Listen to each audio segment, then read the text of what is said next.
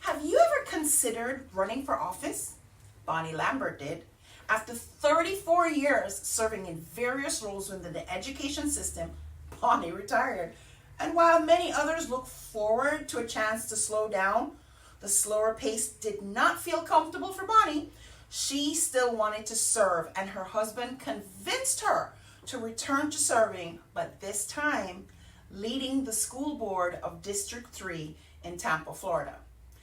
PSI TV has never participated in any political conversation before, and yet Bonnie Lambert and I connected, and PSI TV is committed to helping Bonnie in her political adventure. Strap yourselves in, guys. This is guaranteed to be both a bumpy and exhilarating ride. The first hurdle in this adventure is to get Bonnie selected as the primary candidate to go forward to the general elections. So join me as I chat with Bonnie and her husband, Chuck Lambert, about this decision to run, her credentials, her experience coming into this arena, and how you, the audience, can participate, and so much more. So we have with us today Chuck Lambert, and Chuck brings a unique support system to Bonnie's school board run. Not only is he her husband, but he has studied the political handbook from cover to cover to help Bonnie navigate this school board journey.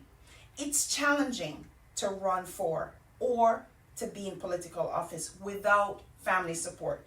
And Bonnie has a full support from her adult children and her husband. Chuck, your job would allow your now retired wife to relax without any significant financial worry. What was it about Bonnie in retirement that had you encouraging her to return to the workforce, and in particular to run for District 3 school board? So I think the retirement part is semi-irrelevant because I don't think she's ever going to retire. She's one of those people. But I can tell you the origin of this whole thing was when she was working. So she was working the last 3 or 4 years with a number of superintendents as they cycled through the system. And I went to a bunch of school board meetings with her. And my impression of the operation and the logistics of the board was not real positive. I didn't see a lot of experience on that board from educators. I saw a lot of political infighting. I didn't see teachers up there who had experience not only teaching but in administration and other aspects of the school system. So I started a couple of years before she retired trying to convince her that when she did it, on 2 counts. Number one, I knew she had too much energy to retire. You have to know her. And number 2, that somebody like her should run for the school board. I agree. So Bonnie, you're not the only candidate vying for the District 3 school board seat. And you actually know your competitors. Why should District 3 consider you the ideal candidate to hold the primary coming out of the August 2024 primary election? I do believe that I am the one with the most experience. And I think that's really, like my husband said, that's what we really need on the school board. We need someone who is not trying to use it as a stepping stone, not trying to become a senator, just a person who lives in this community. I've raised my children in this community. I know our community. I've worked in our community, and my heart is with our community. And I think it's time that we get someone on the school board who's on the inside, who knows the changes that we need, and who will fight for our teachers, and who will be the ear that our parents are begging for. And you keep saying on the inside, and what you mean is your education experience as a teacher, and at the time Chuck was talking about serving with the superintendents at the time. So a crazy journey, and I didn't realize that probably every step I ever took was leading me towards today. But I did start as a teacher. I won Teacher of the Year. I ended up winning Community Educator of the Year. I was a department head. I taught gifted, and eventually I became an intervention specialist, and I worked with the at-risk students and families. I also was an acting assistant principal, so I was in administration in our district. And eventually I worked in communications, in the communications department for our district. And I did business partners for our district. I built several. I built mentor programs all over that are sustainable and still exist today. And one of the partnerships I'm most proud of is we collaborated with Advent Health, Florida Hospital, and we took a look at our zip codes and we looked at where the needs really were in our community. And now there are clinics in all of those areas as a result of the program that I initiated and that we built together with teams of people in Hillsborough and teams of people in the hospital. And those, clinics are all over this district. And then finally, I ended up with the superintendents, and I was a special assistant to one of our superintendents, and then I interviewed and got the position with the next superintendent, and I was the director for strategic initiatives, and I've just worked from every angle you can imagine in our community and in this school system.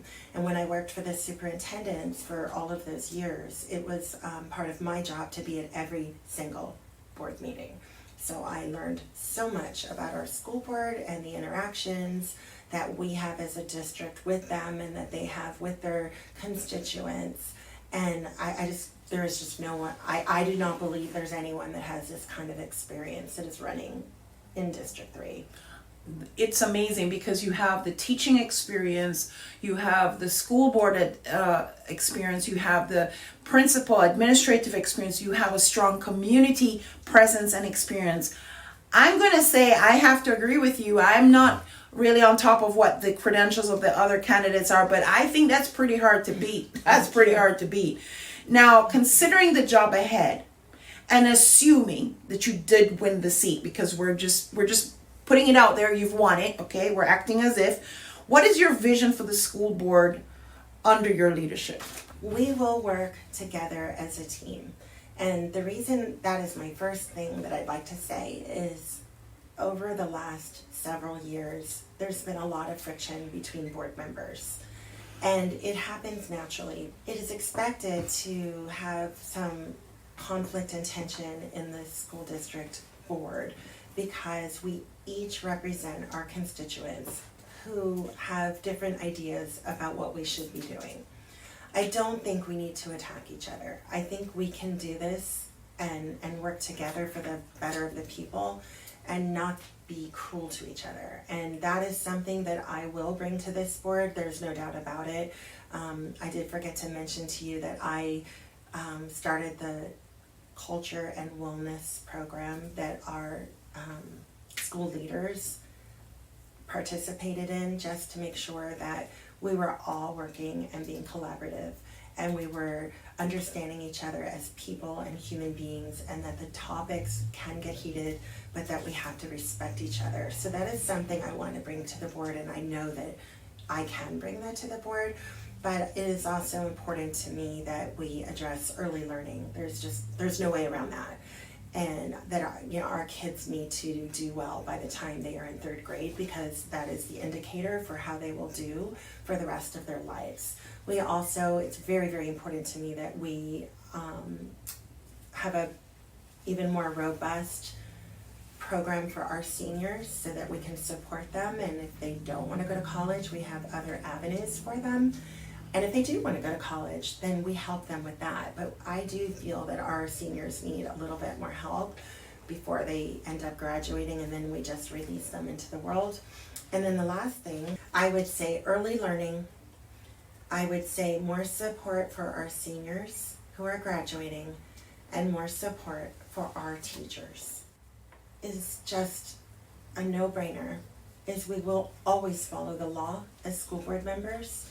But as much as humanly possible, decisions need to be made, in my opinion, at the local level. Our parents know what they want for their children, and we need to allow them that say. And so I believe very strongly in keeping support and decision-making local. I mean, with my background, there is no way that I could move forward in this position if I didn't say we've got to get back to reading, writing, and arithmetic. We need to teach our kids, we need to get out of the weeds, we need to get out of the political arena, and we need to teach our children and support our teachers. Because if our teachers are happy and we have teachers that want to teach here in Hillsborough County and they stay, then our kids will do well. But if we're going to lose teachers, what happens to the rest of our community as our students are faced with empty classrooms and substitutes and getting separated into different classes all day long every single day? So last year I worked in a school where we had on any given day 3 to 6 classes sitting in a cafeteria because they didn't have a teacher. So we need to support our teachers and we need them to feel valued, and we do value them, but they need to feel that, and we need to prove it, and we need to show it, and we need to support them, and we need to get their pay up, and it has to happen because we are the microcosm of the rest of our community, and when our schools are doing well, our community will do well.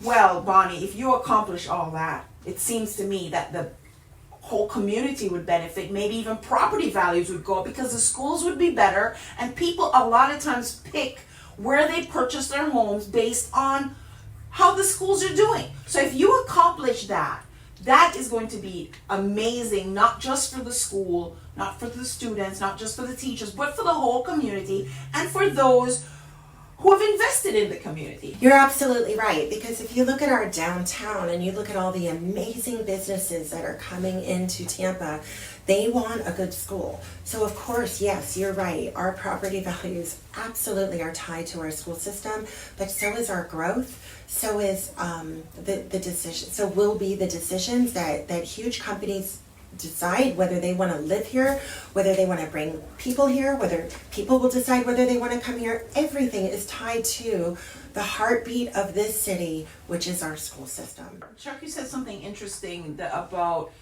stepping stones and all of that. So, I hear Bonnie's heart. I hope the audience hears it too.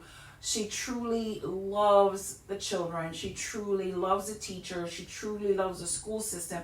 So do you envision, based on what you're saying about the politicians, and from day one it's politics, but this is a political position. So how does this beautiful woman who's a teacher, who is loving how do you become a politician? This is a political position. I mean, you can be a politician without being overly political, I mean, there are politicians that are in the middle. I mean, that's what Bonnie's saying. Bottom line is, you need people on that board that know the business of education, that know education, actually have taught, right? That aren't left or right or up or down on the basis of some political noise. That are doing the right thing 100% of the time.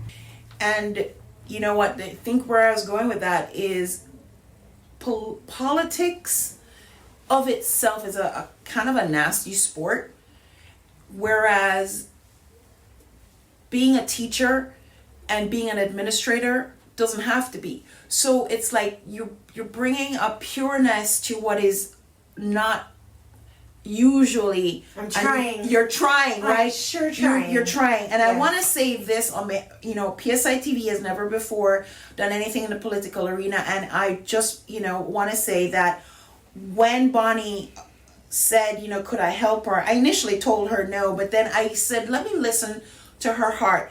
And I never asked her political stand. I did not know which side of the agenda she was on. What I heard was her heart for the job. And that's all that made the decision for us. So guys, I hope you're hearing it too. So this question's out to both of you. When PSI TV agreed to come alongside you, you took our Reachology quiz, Bonnie. You scored 60%, which is to this point the highest that anyone has gotten on that score. And you thought you didn't have any influence, but that is pretty high because that score measures influence and audience reach. And you're at 60% already, and you have now officially started your run, right? So you know, one of the things that we wanted to identify was where any gaps was, and one was the email list, but I think you're correcting that because you now have on your website a way to collect these emails. So what other strategies are you and Chuck implementing to increase your influence and community reach between now and the August primaries? You want to go first? You want to... Well, as of today, she's been complimented by all of her opponents. Let's start with that. Okay, for running a good campaign, which, you know, is true. So we think she's doing all right. She's going everywhere, doing everything. We know the mailer bit. We're with you, right? I mean, that was our number one tactic. Get in this room right here so we can talk to you. PSI TV. And, you know, she'll do the usual things that all the, I don't want to call her a politician, but people who are in a political campaign do. I just want people to hear the message, you know, not from a political point of view, burning books and all that kind of craziness. Just hear her message clearly, succinctly, and I don't think there's a problem after that. I agree with everybody that's advised her, just run as who you are. And I don't think we have to do a lot of strategic planning other than to get her name out there, her vision out there, and what she wants to accomplish on the school board. Well, I think one of the messages I do need to get out would be that if this is an August primary and people do not go to the polls generally in August, so my ask of anyone who would want to support me is that they do the mail-in ballots. I have been told by one expert after another that if I want to win in August so that I can be on the November ballot, people have to do the mail-in ballot. And so if people could just go to their friends and say, did you do it yet? Did you, 5 people, if every one person just asked 5 people and did that, because it does matter, it matters who we have on the school board and who we have making decisions for us. I will say, I can't help it, I'm all in, so I sleep and breathe this campaign. I will outwork anyone in this race. I will, because it's important to me, and I am everywhere. I am going to everything I can go to, whether it's in the morning, at night, on the weekends. I have put my entire life on hold because Tampa has to have the right school board. The thing is, you have the support of your family to make that possible too. Guys, you're looking at a mother who's raised her kids in this area, a teacher who's been in the classroom. She's been an administrator in the schools in this district. She's worked in the superintendent level office in this district, and she has been an avid community supporter and connector in this district. And now she is so primed, in my opinion, for this job. I am in full support of her. I really am. And I'm asking you to be as well. Bonnie, is there anything else either of you would like to share? We have 7 board members for a reason. Nothing passes without 4 votes. And even the chair of our board will only have 1 vote. So I think it's important that we allow the democratic process to work. So we don't allow any one person to bully or corral others on who they should stand behind. I think our community needs to do their research. Please do their research and vote on whoever they think is the best candidate without allowing the noise of anywhere else or anyone else to sway how they vote. You know, that's an important point, Bonnie, because I can tell you I've been guilty of not knowing anybody who's on the ballot. And so sometimes we just check party, just go with the party person.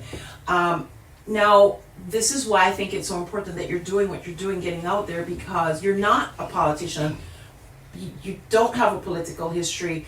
So people will have to know you in the role that you're offering. And so I think it's just amazing that you're getting out there and letting people know your heart. And guys, she's really qualified for this job. She really is. And she's not an outsider coming in. She's someone from the community who who has been raised up in the community and raised up the kids in the community. So, so get out there, vote, use the mail-in ballots, learn the names on the ballot sheet so that you are selecting the person who is going to support this community, make the school system work, improve the property value of our communities. Can I just get a witness? Hello, this is important, at least to me. So, and if you're not directly in District 3, how can they support you if they're not in District 3 and can't That's a vote? great question. Well, one thing I would hope everyone will do is if they just Google my name, Bonnie Lambert, and they find my website, I really would like people to look at the testimonials. There's not too many on there. Just community members, teachers, people who work directly with me in all facets, kind of describing what I'm like and how I operate and how I work. And I think that once people read that, they really will see who I am. Check the box of the person who's gonna do the job and do the job I right. will fight for their kids, no doubt about it. I have spent the last 34 years. Proving that. And I think when you said you'll outwork them, I think that's gonna be a key right there too. I think people are generally lazy, and that is not something that anybody can say about you. Thank you. Well, there you have it. Chuck and Bonnie Lambert, thank you for being my guest today. I put my support with you guys. I expect Bonnie to be the candidate going forward to the November primaries.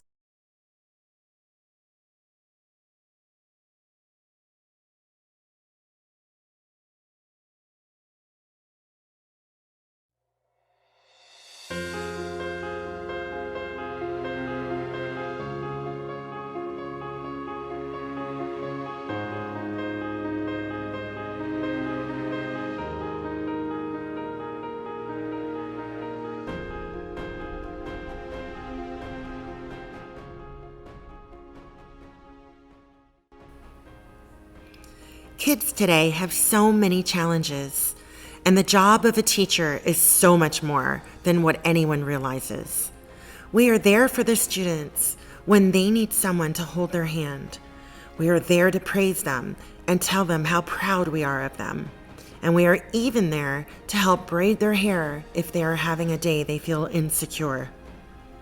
We are there for them when they are in need of a pep talk and a smile. And the coolest thing is that when they see and they believe that we really care about them, it is then that they actually really want to come to class. Good teachers teach, but great teachers know their students' story matters.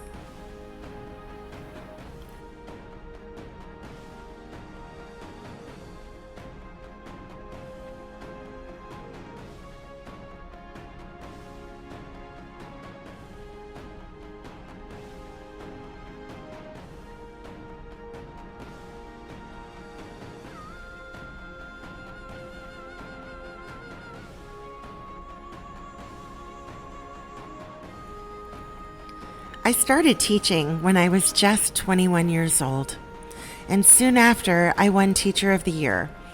I'm pretty sure it was because I learned very early on the importance of connection. Helping children learn and become young adults involves many moving parts. It cannot be done without compassion, and it cannot be done without the collaboration of parents, teachers, non-instructional personnel, and community. Over the last 34 years, I've taught pre-K, 5th grade, 6th grade, 7th grade, 8th, 9th, 10th, and 11th grade. I have taught study skills, foreign language, character education, and regular, advanced, gifted, and honors English, just to name a few. After I won Teacher of the Year, I also won Community Educator of the Year, and little by little, I learned more and more about how I could help, and not just help my students, but other faculty members and parents and my community. I started adding new certifications and winning additional awards, and I pushed hard.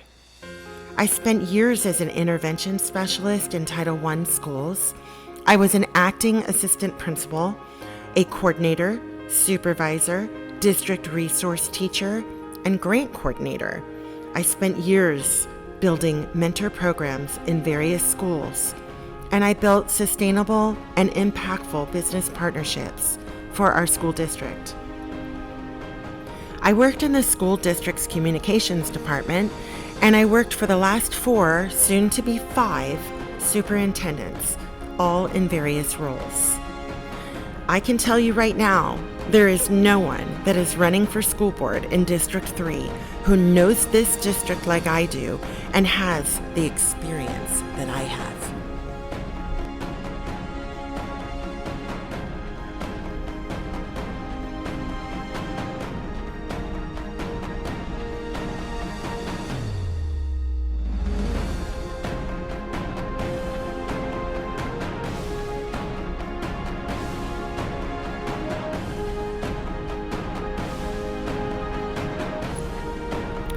It seems like the perfect time to remind everyone that our superheroes are our teachers, and they are working so hard in our school system.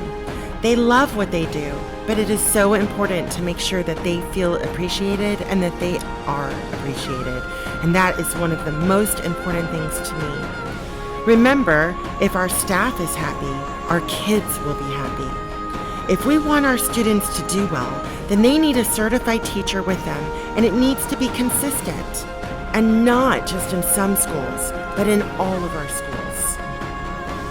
The children growing up in our school system will be tomorrow's workforce. We need to make sure that we have the right programs for them so they are prepared. Running for school board is not easy, but it is the right thing to do. I would like to give a special thank you to my parents for putting the love in my heart for education and for being the type of role models that led me to a life of service. Special thank you also to Gwen Looney. She is our retired deputy superintendent, and she has been my mentor for the last 20 years. And I would like to give a very special thank you to my absolute rock, which everyone knows is my husband. He has reminded me for the last 2 years that, you know what, everybody? This actually is what I was made for.